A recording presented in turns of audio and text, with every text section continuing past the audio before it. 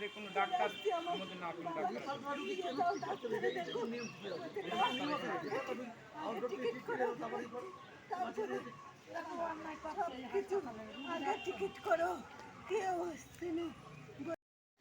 আবারও কৃষ্ণনগর শক্তিনগর জেলা হাসপাতালে চিকিৎসার গাফিলতিতে মৃত্যুর অভিযোগ উঠল। বুধবার সকাল বেলা 9:30 নাগাদ কৃষ্ণগঞ্জ থানার অন্তর্গত গোবিন্দপুর এলাকায় 59 বছর বয়সী অসিত হালদার নামে এক ব্যক্তি কীটনাশক খেয়ে আত্মঘাতী হবার চেষ্টা করেন। পরিবার সূত্রে জানা যায় ওই ব্যক্তি মানসিক ভারসাম্যহীন ছিলেন।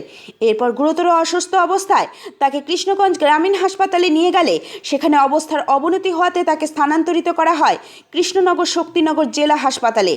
কিন্তু কৃষ্ণনগর শক্তিনগর জেলা হাসপাতালে নিয়ে আসলে প্রথম দিকে রোগীর কোনো ট্রিটমেন্ট হয়নি এবং পরবর্তীতে প্রচুর গাফিলতি দেখা যায় ট্রিটমেন্টের ক্ষেত্রে, এমনটাই পরিবারের অভিযোগ করেছেন।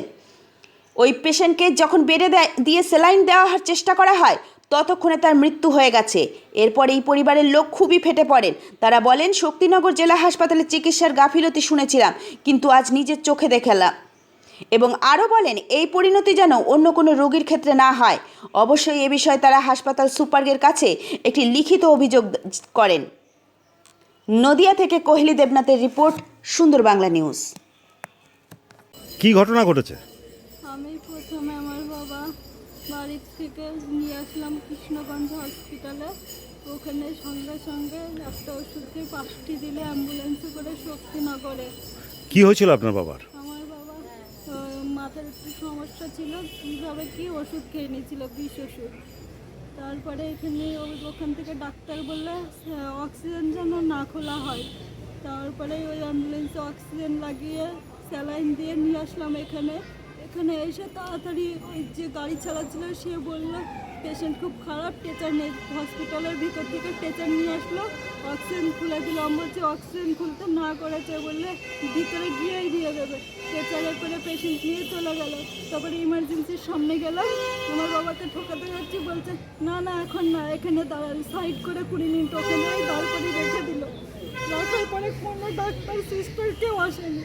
তারপরে একটা ডাক্তার কি জানি না আসলো, কাগজটা দেখলো, দেখে বললো এখানেই দাঁড়িয়ে থাকেন।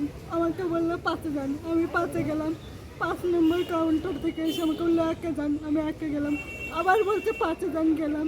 তারপরে আমার বাবাকে নিয়ে দুজন উপরে ওয়ার্ডে নিয়ে গেল। সেখানে সিস্টার ডাক্তার কেউ নেই। আমাকে বলছে রাইসটুক ক্যাথিটার নিয়ে আসুন। আমি দৌড়ে নিচে এসে ক্যাথিটার গামলা রাইসটুক নিয়ে গেলাম। আমার দাদার ভাইপো ওখানে দাঁড়িয়ে আছে। গিয়ে দেখছি সিস্টারগুলো সব লাইন দিয়ে দাঁড়িয়ে আমার বাবার এখানে টুর্নিকেট বেঁধে সিলাইন দেবে। তা বলছি ওটা আমি খুলে নিয়ে বলছি আগে পেশেন্টের পালস দেখো। আমি দেখছি আমার বাবার কোনো কিছু নড়ছে না, পালস টাল কিছু নেই। তখন আমি বলছি না ভালো আছে, আপনি চুপ করেন, আপনি চুপ করেন। আমার সামনে পালস অক্সিমিটার নিয়ে এসে লাগিয়ে দেখছে, বলছে ঠিক আছে। আমি বলছি আমাকে দেখান কত পেয়েছে আমি দেখবো। তখন দেখছি কোনো কিছু নেই, আমার বাবার কোনো পালসই নেই, দাগ হয়েছে, মানে কিছুই ওঠেনি। আমার বাবা তখন অলরেডি শেষ, আর নেই কিছু। আপনার বাবার নাম কি? আমার বাবার নাম অসিত হালদার। কোথায় বাড়ি? গোবিন্দপুর। কোন থানা আপনাদের? কৃষ্ণগঞ্জ থানা। আচ্ছা, কীরকম বয়স হবে আপনার বাবা? আমার বাবার 59 বছর বয়স। আপনারা কি এ নিয়ে কোনো অভিযোগ করেছেন? হ্যাঁ করেছি। আচ্ছা, কার কাছে দিয়েছেন অভিযোগ? সুপারের কাছে দিয়েছি। আপনারা কি চাইছেন এখন? আমি চাই ওরা যে ভুল করেছে সেটা, মানে কিছু একটা বোঝাপড়া করা যে ভুল করেছে সেটা স্বীকার করুক। আমি এতক্ষণ পেশেন্ট নিয়ে দাঁড়িয়ে আছি, ওদের তো উচিত ছিল আমার বাবার কাছে ডাক্তার কিংবা সিস্টার এসে দেখার। ওরা কিছুই করেনি, আমার বাবাকে ছুঁয়ে পর্যন্ত রাখেনি, মারা গেছে। তারপরে আমি যখন সিস্টারগুলোকে বললাম তখন পালস অক্সিমিটার নিয়ে এসে দেখছে বেঁচে আছে কি।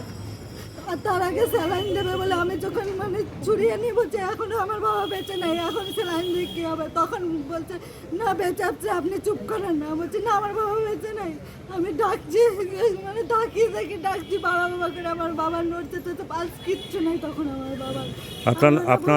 আপনার নাম? আমার নাম সুনন্দা হালদার। কি নাম? সুনন্দা হালদার।